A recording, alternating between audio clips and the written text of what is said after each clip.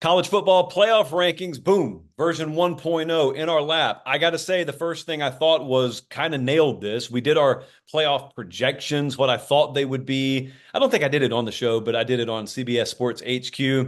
We were on point mostly, except for Penn State. Penn State, number 6, way higher than I thought the committee would have them. I thought they'd have Penn State all the way down at 10. And the only reason I thought that was because you had your spot against Ohio State. You lose, not a blowout or anything like that, but you lose. And I wasn't necessarily sure how the strength of schedule would be determined. You know, and if you don't know, I'm going to tell you, but most of you know my beef with how strength of schedule is determined in this whole thing. But Penn State's at 6. I won't have a massive problem with any of this only because there are games left to play, but I thought Penn State would be at 10. Oregon, number 1, yes. Ohio State up at number 2. This is where you got to talk about the auto bid thing, and you cannot be number 2 if you're Ohio State, because if you lose the Big Ten, you can't have a top 4 seed. You can't have a first round bye. I've always had a problem with auto bids of any kind. I don't think the Big Ten nor the SEC should be guaranteed anything. And so I especially don't think anyone else's conference champ should automatically be guaranteed a top 4 seed, a first round bye. But I'm not really fighting that tonight or tomorrow or next day or whenever you're watching this, because that's the format. So Ohio State at number 2 right now. It looks overwhelmingly at the moment like that's what our rematch will be in the Big Ten championship game. But as I say that, you know how disrespectful that sounds to Indiana, because Indiana's sitting there at number 8. And good for them. We did the JP poll on Tuesday night's show. It's kind of unprecedented for Indiana to be doing what they're doing anyway. But for Indiana to be doing what they're doing and then a power rating predictive type model to also have them in the top 10, which the JP poll did, and then for the playoff committee to also have them in there, I think it speaks to what they view as game control. A lot of people have different phrases or like buzzwords to use here, but anytime a team like Indiana gets this deep into the season and their strength of schedule is in the 100s, as the playoff committee would determine it, you're going to have a whole bunch of folks, including many people watching this video, who are going to yell, yeah, but who have they played? Yeah, but who have they beaten? Well, the answer is not much of anyone. And I'm not here to push back on that. What I am here to do is give you the old Usain Bolt metaphor that I always use. And I always have said, there could be an elite team that plays a weak schedule. I'm not calling Indiana elite, but for the sake of argument, you could have Usain Bolt race against other world-class athletes and he beats them by a considerable margin, and you realize, wow, I'm watching one of the greatest track and field athletes of all time. But Usain Bolt could also go to a high school track and field event and he'd really smoke everyone. And there are two kinds of people who would watch that event. One person would say, he didn't face quality competition, but wow, he just obliterated everyone, which is exactly what a world-class athlete would do. The other person would just say, yeah, but who did he beat? And it's absent some very precious context. So with Indiana, you got to look at the body of work beyond just the strength of schedule. I'm a big strength of schedule guy if we determine it properly. But if you are a top 10 caliber team, what would you do against Indiana's schedule? And the answer is you'd beat everyone by double digits. And that's what they've been doing. They haven't been squeaking by. They have not been winning at the gun, field goal. They haven't been winning because they're +5 turnovers. They've been smoking folks. They've just been splattering people. So for the time being, I'm good with that. I'm good with you being a top 10 team.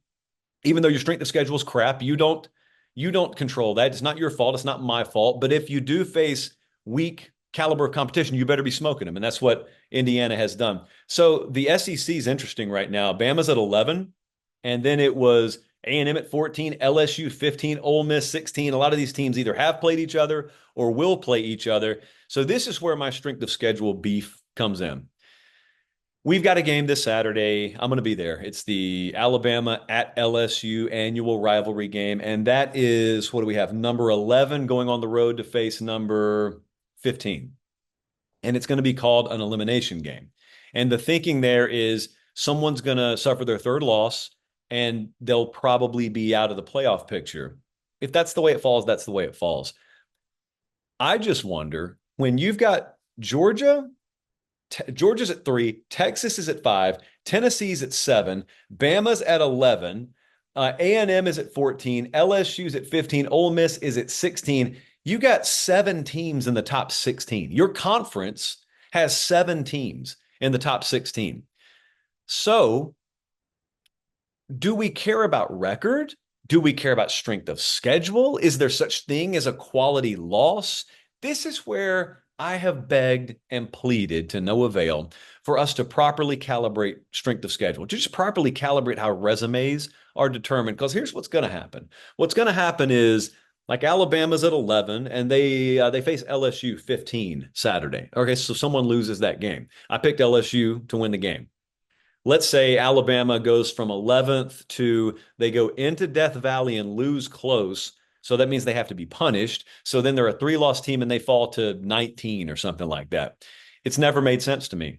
I understand rewarding wins on the field. That actually should be paramount. That's the most important thing. But there is a sliding scale of understanding how strong one's schedule actually is. So when I put out power rankings every week, power ratings every week, the Daniel Cannells of the world always come at me and say, "You're crapping all over on-field results.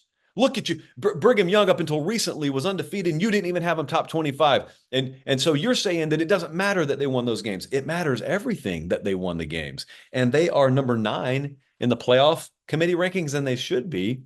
It's way different than what I do with a power rating. That power rating is just neutral field favorability. That's all it is.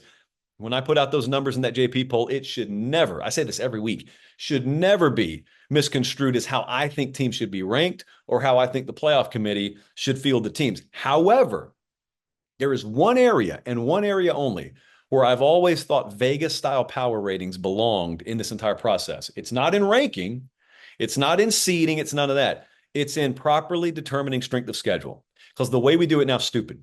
I do not care how many ranked wins you have. I don't care how many above 500 or below 500 teams you have. All of that is subjective. Right now, you'd get no credit if you beat Southern Cal.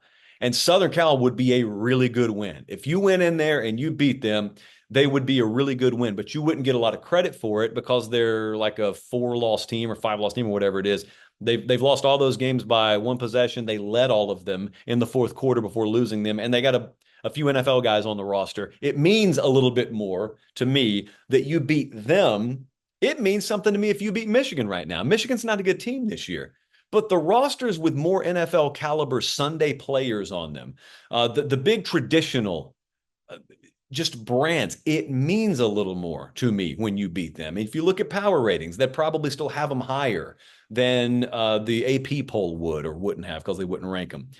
I've always longed for that. That is the role Vegas should play in this. They should never, ever get in a world where you get to Selection Sunday and you've got questions about teams, and the tiebreaker is, well, so and so would be favored against so and so. Forget that.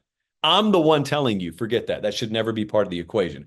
But what should be part of the equation is a Vegas style power rating to determine how many good teams you've actually played or how good are the teams that you've played. How much credit should you be getting for real strength of schedule? Looking at the rest of this, I mean, it's pretty obvious we're coming to a point where the ACC, I mean, there is no, you've got one more at-large opportunity. And to me, it's if SMU and Miami don't lose again, and they play in the conference championship game and SMU wins that thing and they're in, it looks like Miami would still get in. Miami's at number 4 right now. So I'm not sure if they win out and they go all the way to Charlotte and they lose a competitive game to SMU. I'm not sure Miami drop. In fact, I don't think Miami would drop out of the top 12 or whatever it is. So I think the ACC, that's their shot of getting 2 teams in. Elsewhere, you'd be hard pressed to convince me the Big 12 is going to get 2 in. I don't think that's going to happen. But how about Colorado? They're sitting there at number 20 right now. Colorado did not play last week, and they were a huge winner because Iowa State lost and Kansas State lost, and Colorado's just sitting there right now at 6-2. They're number 20. They already knew. I mean, if you're a 2-loss Big 12 team, you already know that your only shot is winning the conference anyway. They just need a path to get in there, and their path's wide open now to get in there. Louisville, I think, is the most underrated team here. They're 6-2, and Louisville's losses are to who? To Miami and to Notre Dame. Can't remember the other loss, but it's close, and they've played really good teams. So, Louisville, I think we just saw what they did to Clemson, and now they're ranked one spot ahead of Clemson. Missouri's been backsliding. They're at 24. Army, Look, you either believe you are what your record says you are, or you don't believe that. If you are one of those folks, and I'm not one, but if you are one of those folks who bang the drum of you are what your record says you are, where are you with Army? Because Army's 8-0 and they're barely in the top 25. Do we care about that or do we not care about that? I also was watching the ESPN reveal. I was watching those guys as the numbers came out. I think it was McElroy who got a little worked up about. Yeah, he didn't get really worked up. He didn't yell or anything, but he was just pointing out some differences he had in theory with the committee. And Galloway was really quick to say, "Hey, relax, relax. It's just the first round." Well, first off, a producer should be in his ear saying, "No, man, like we're about viewership here.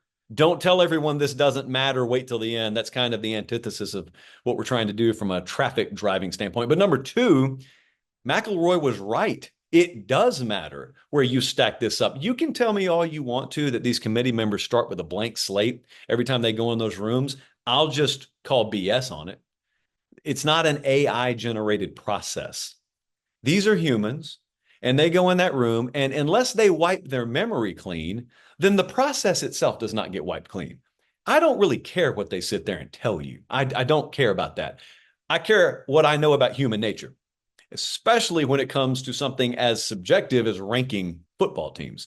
So it does matter. Now, there's no one that I think got a royal screw job here or anything, but it does matter. So there you go. College football playoff rankings version 1.0. I'm sure there's plenty of change on the horizon.